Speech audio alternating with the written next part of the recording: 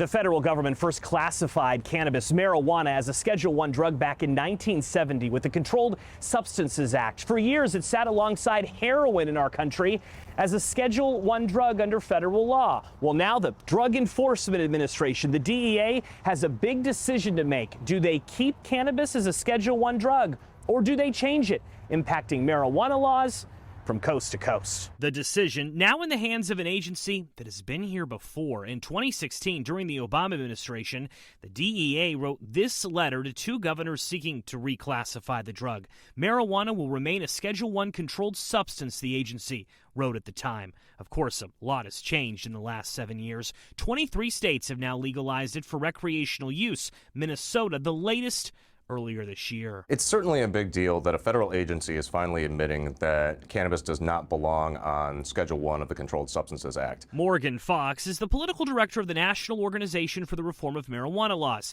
He says the fact that last week the Department of Health and Human Services recommended to the DEA a change is significant, but the recommendation it become a Schedule III drug doesn't exactly do a lot for cannabis users. It would not have any sizable impact on the criminal justice aspects of prohibition. Fox says the biggest impact would likely be on cannabis business owners, who may be eligible for more tax breaks and perhaps some researchers. But the schedule switch would still make it illegal at the federal level.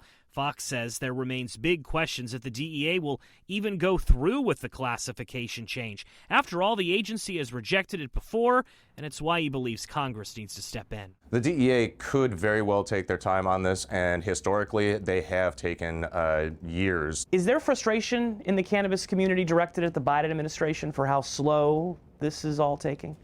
We'd obviously like to see things moving a lot faster. We did reach out to the DEA for perspective on how long their review might take. Officials got back to us saying that the process is beginning now and that they have nothing further to share. At the White House, the Biden administration not putting any pressure on the DEA publicly to act. Going to be an independent process. They're going to certainly use the evidence. Joe St. George, Scripps News, Washington.